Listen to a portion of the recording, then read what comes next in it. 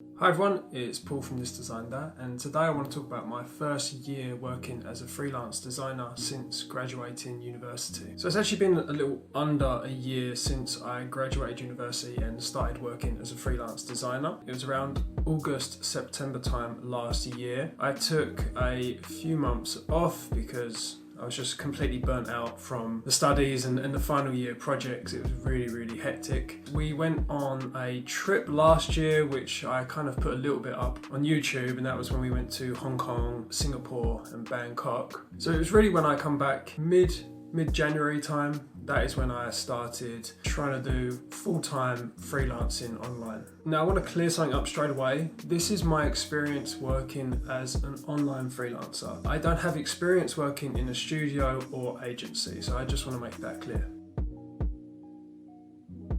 There are a few reasons why I chose to go straight into freelancing after graduating. The first is that working and commuting to a 9-to-5 job generally does suck. I used to do it before I studied design, and it was really one of the driving factors for me to quit my job and decide to go and study design and try and find a career that I really do love. And I also wanted to try and find a better work-life balance in that career. The second point is that I really value my time and I hate commuting every single day.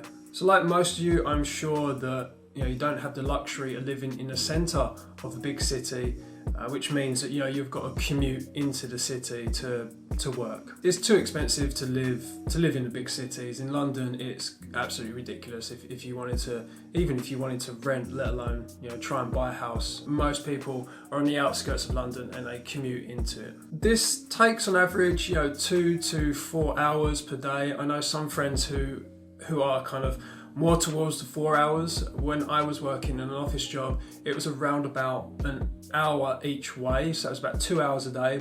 When I was doing university, it was about an hour and 40 minutes each way. So it's a lot of time wasted in a day if you actually add it up and work out how many hours every single year you spend just kind of standing on the train. I'm the type of person that has a lot of personal projects running in parallel with client projects. Those 2 to 4 hours that I can save every single day, and the energy and the stress that I save myself from having to do that, is definitely what allows me to keep up with all of these personal projects that I like to do. Even stuff like this, a YouTube channel, creating a YouTube video. It'd be 10 times harder if I was working 8 to 10 hours a day and then I'm commuting 2 to 4 hours on top of that. My partner kind of lives that life. She works in London and she commutes every single day, and it's really tough for her.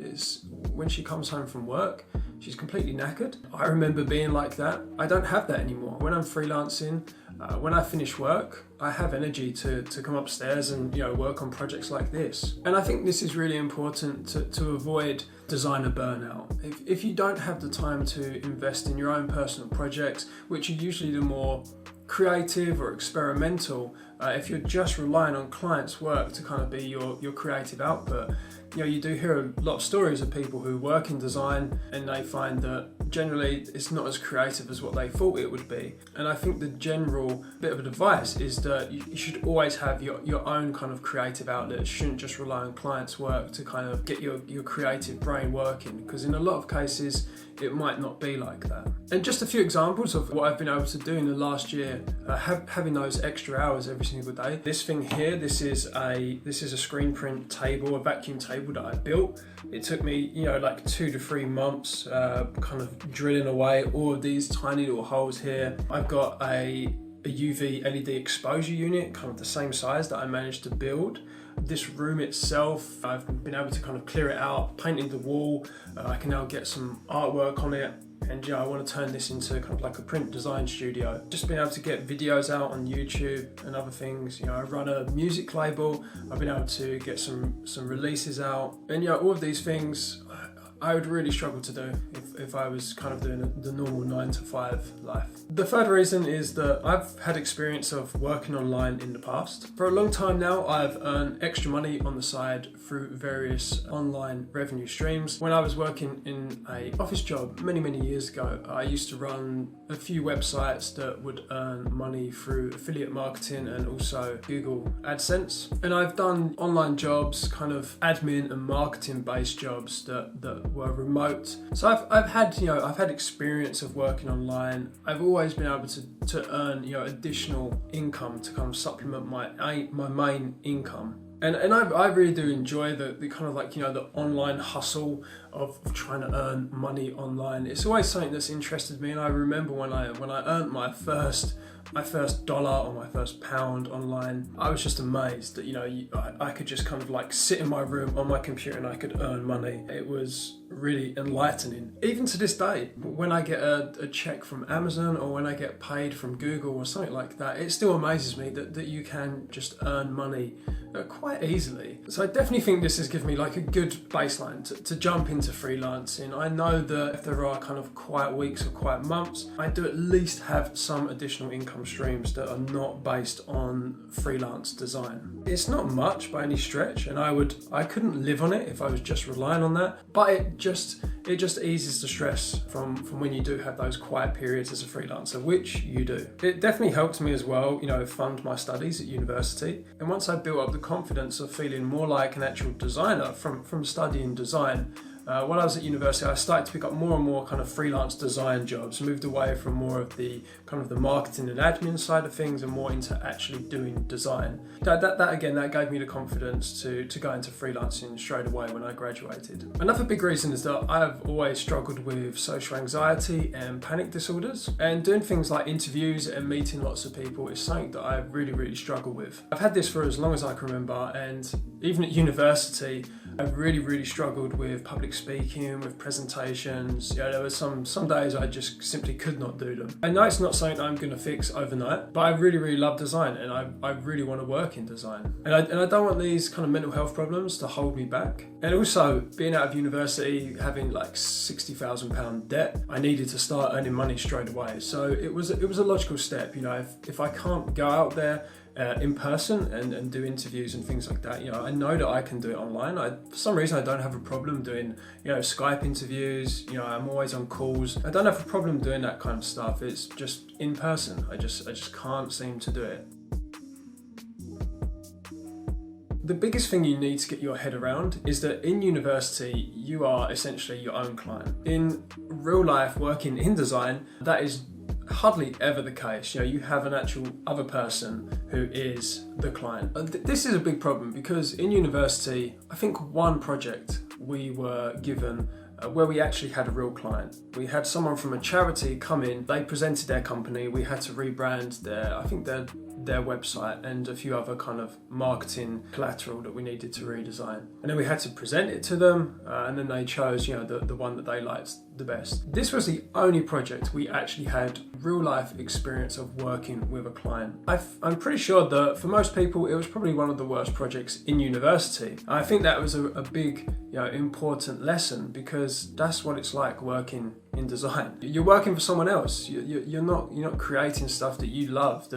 I think this is a big problem. I think in university you are your own client, therefore you are creating things that you want to create. I think people come out of university and they think that it's just going to be like this forever. They're always going to be creating these amazing things. They're always going to be creating stuff that they like. It's really not the case. You need to remember that design is a service and you are a service provider. You might not like everything that you do, but I'm pretty sure this is the same as any service industry out there. But I can understand why people feel like this. When I was in uni, I poured my heart and soul into all of my projects. Every single project that I created, it had to be the best one that I've ever done. And I wanted to get the highest grade possible all the time. Everything that I created, I was always thinking, is this going to be good enough for my portfolio? Is it going to improve my portfolio? Whereas as a freelancer, you're really thinking, how can I effectively complete this project, and does it meet the client's needs? And obviously, am I going to get paid for it? So that shift from not necessarily thinking, is this going to be an amazing piece of my portfolio, more towards, is this going to meet my client's goals? This is something that all new freelancers and recent graduates, this is what they need to kind of get their head around. Because you will often hear about new people working in design that feel like they're having all of their creativity sucked out of them. They hate working in design. It's nothing like what they thought it was going to be. And really, I think this is the shift in thinking that needs to happen after you've graduated from university. You just got to remember that your goals and the client's goals, they may not align. Really, it's always going to fall on the client's side. I think social media plays a big part in this too. You know, if you look on Behance, if you look on Dribble, you'll see all of these amazing pieces of work. You might be following various different designers and studios. They might be posting up amazing stuff.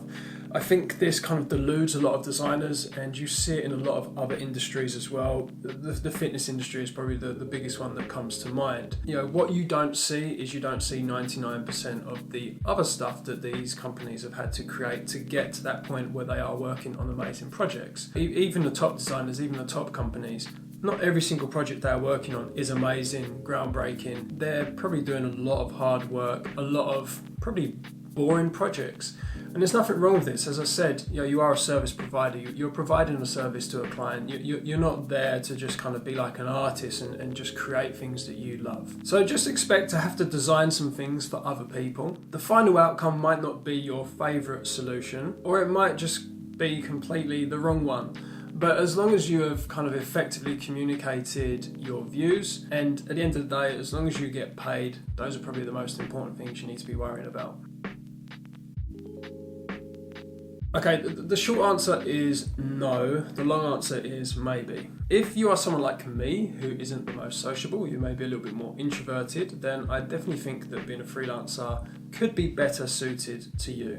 If you are someone who thrives on being in maybe a little bit more of a social environment, you can't go a day without speaking to people, for instance, then I definitely think that obviously working in an agency or studio, an office-based role would be better suited to you. If you are fresh out of university, you're probably going to have a lot of debt. Being a freelancer, the income to start off with isn't as reliable as obviously a full-time position. Once you get a full-time position, you are getting that monthly check, and that can really give you a lot of security. There are other things as well that you get working in a full-time position that you don't get as a freelancer. You usually get perks. You get a gym membership usually. You get, discounted healthcare. You get paid holiday. You get sick pay. You get kind of pension contributions. As a freelancer, you don't get any of that. And, you really do have to weigh that up. So for instance, I've just come back from a 1-month trip. I didn't get paid for that. That lost me quite a bit of money. I wasn't earning. And then also I've now got to come back and I've now got to try and find new work and new clients. And that could take anywhere between 1 week, maybe a month, if I'm not lucky and I don't find anything. The income is a lot more sporadic as a freelancer, and that's something that you really need to plan for. Also, one of the benefits of a full-time position is the networking opportunities. If you're working in an agency or a studio, you're going to be surrounded by probably more experienced designers. What you can learn from them is invaluable, and that is the biggest thing that I miss from being a freelance designer. On some projects I have collaborated with other designers. For the most part though, I am kind of the sole designer on the project. I kind of do miss that feedback environment that you get in university. You'd bring in, you'd present your project, you'd share your ideas, you would discuss things, and you'd maybe come out with a completely different outcome at the end of the session. I really do enjoy that. I really do like kind of sharing ideas and getting ideas from other people. Also, working in an agency or a studio, you're more likely going to have access to probably bigger names. You're probably going to get bigger projects under your name and in your portfolio, because you're kind of piggybacking off of an established agency if you're lucky enough to be working for kind of like a big agency, and that can really help with kind of improving your career. As a freelancer, it's a little bit more of a slower process, so Nike or Google isn't going to hire someone like me who has not much in their portfolio right off of graduating university. Maybe in 10 years time, once I've shown that I've worked for bigger and bigger brands, maybe I've got bigger and bigger projects under my wing, then maybe you can get approached by these kind of really big brands. I think that while it is possible to work for big brands, I think it's just a little bit more of a slower process as a freelance designer. But according to various different government statistics, freelancing is a very big growing sector. And I think it will definitely become more and more common for graduates to go straight into freelancing, because there are definitely benefits to freelancing you just simply cannot get from a full-time position. And in my opinion, I think the perks are very attractive, and I would not swap the perks of freelancing to an agency kind of like full-time studio position. Let's go into some of those perks. First of all, you are essentially your own boss, which is something that I enjoy. I kind of enjoy that entrepreneurial hustle of running your own business. You might not like it, everyone's different. Also, the second part is for the most part, you get to work in the comfort of your own home. I wake up, I come downstairs, I get on my desk and I can start working. I don't have to commute, which is a huge thing that I've really wanted to avoid. And I think it really does help with stress. Everyone loves being in their own home. At the end of the day, you can just finish and you can just sit on your sofa and you can chill out. In the summertime, I loved it. I could take a coffee break and I could just go out into the garden and just lay on the grass and look up at the sky for 10 minutes. You can't do those kind of things in a full-time position. You might be lucky enough if they kind of allow that sort of stuff. I think for the most part though, you can't really get them perks. Another big thing is that it's very flexible. While you will be putting in probably more hours actually than a full-time position, there's some days where I'm working right through the night. Just little things like you can just wear what you want. You could take a 2-hour break if you're feeling tired and you could just get on with it in the evening. I can choose to wake up a little bit later if I'm feeling tired one day. I could choose to go to the gym early if I don't want to be in a crowded gym. There's just that little bit more extra freedom that you get a freelance. And I really think these little tiny things, they really do help with the work-life balance. I'm sure controlling stress is one of the most important things to a long and happy life. When I left university, my portfolio was 99% installation, kind of like physical based work. I really, really loved doing this kind of stuff in university. I really enjoyed getting my hands dirty, incorporating DIY and maybe more kind of like physical analog processes into my design was something that I really did fall in love with.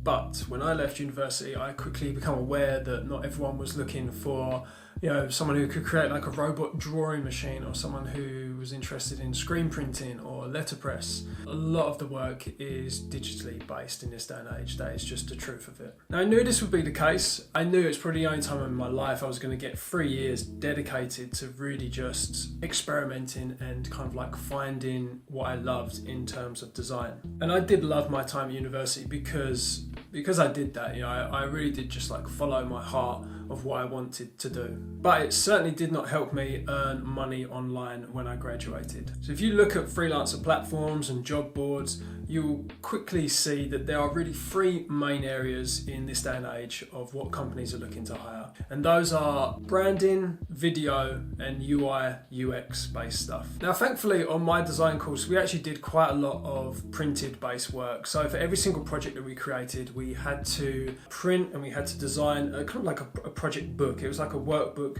documenting the process and kind of showing our thoughts of how exactly we tackled the project. And because I had some decent editorial work from this that I could put in my portfolio, for the first few months, I was able to kind of pick up more editorial based stuff. I was doing brochures and printed based stuff for various different companies. But the work was not at the level that I wanted it to be. It was much harder to find those kind of jobs. But when I was looking, at these kind of like editorial positions, I always saw these kind of like 3 main areas being advertised. I knew that branding is just something that I'm not good at. I've never really kind of liked the process of designing a logo. I'm really not good at it. So branding was kind of out of the question. But I always saw UI and UX, and I've kind of been doing UX based stuff in the past, from doing website reviews, and also from the marketing side of things that I did, doing things like competitor research, researching customers. Those kind of things are used in the UX process as well. So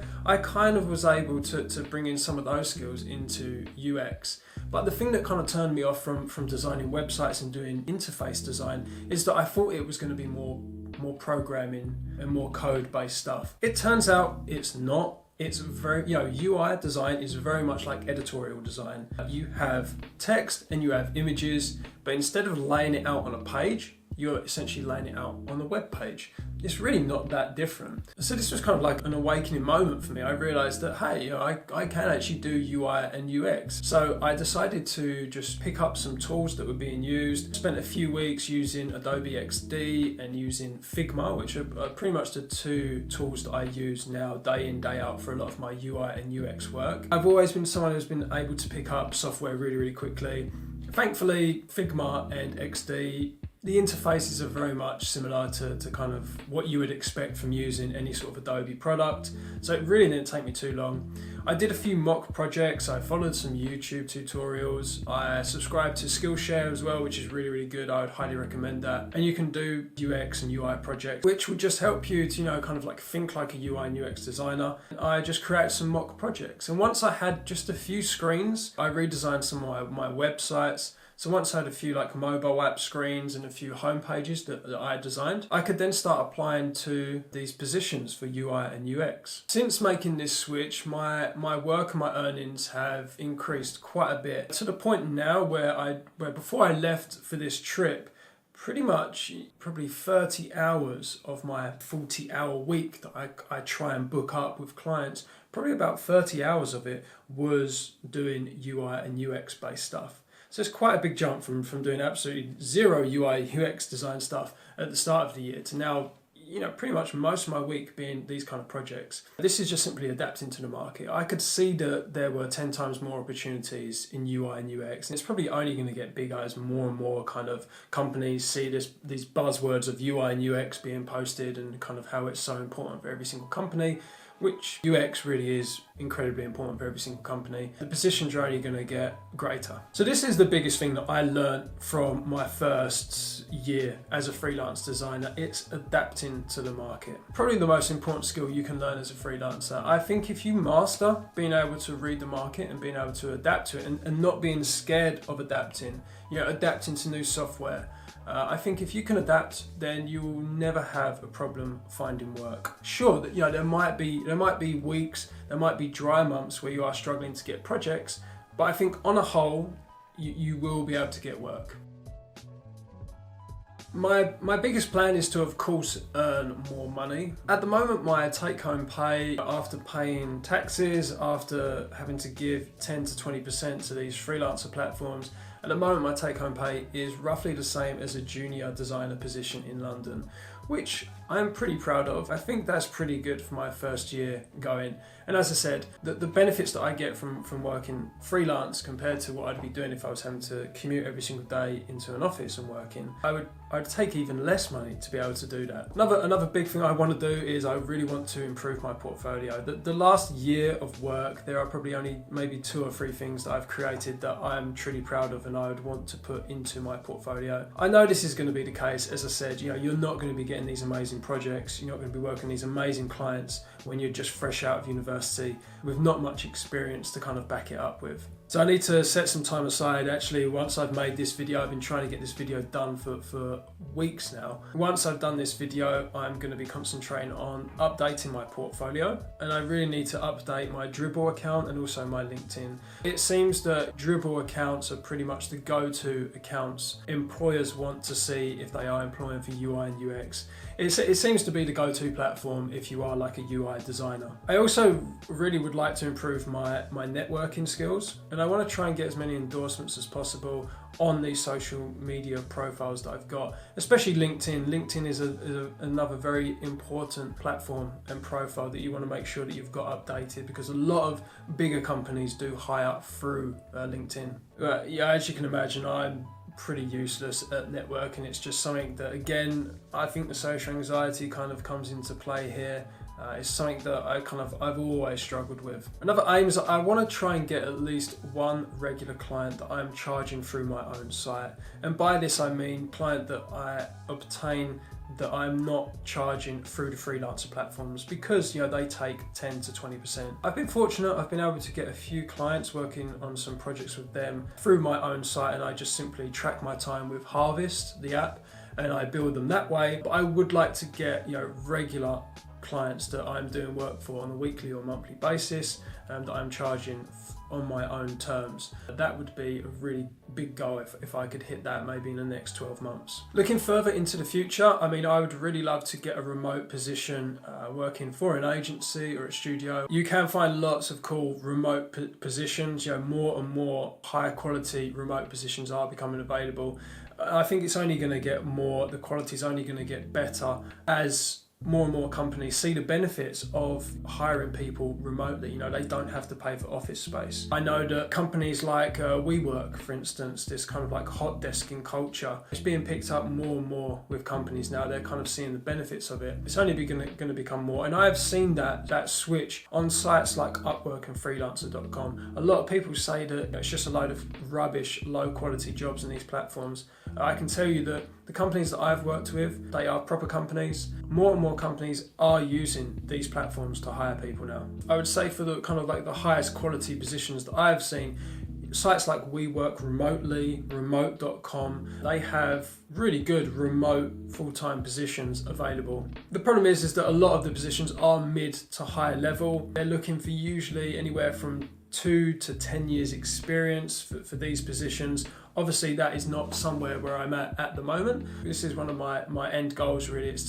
to kind of work and build up the experience, build up the portfolio of working freelance, and then hopefully in a few more years time I can start applying to these mid positions. And obviously that would be a really big achievement if I could get a position like that. That would be really cool. So that's it for today. If you are fresh out of uni or you just started your freelance career, I would really love to hear how you're getting on in the comment section. Please do share your story. It's always nice to hear how people are getting on working in design. How was it, the shift from studying design at university to working freelance or working in a full-time position, for instance?